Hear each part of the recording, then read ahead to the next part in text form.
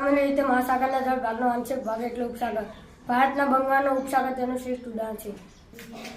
જ્યારે કોઈ જળ વિસ્તાર ત્રણ બાજુથી ભૂમિથી ઘેરાયેલ હોય તેને અખાત કહેવાય છે.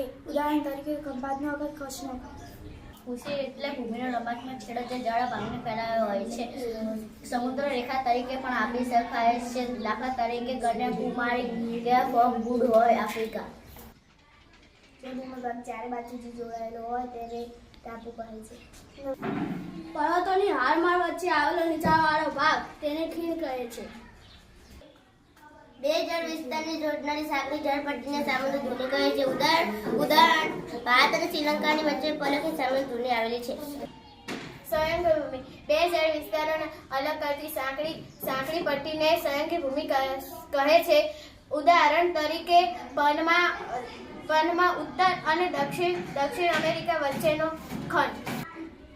જે ભૂમિ ભાગની ત્રણ બાજુ સમુદ્ર અને એક બાજુ જોડાયેલ હોય તેને દ્વીપ કહે છે. દાખલા તરીકે દક્ષિણ ભારત, સૌરાષ્ટ્ર. સમુદ્રથી પાણીથી લગભગ 90 મીટર ધરાવતા વિસ્તારને પર્વત કહેવાય છે. સમુદ્ર પાટીથી 900 મીટરથી વધુ હોય એ પ્રદેશને ઉચ્ચ પ્રદેશ કહેવાય છે. સમુદ્ર સપાટીથી 180 મીટરથી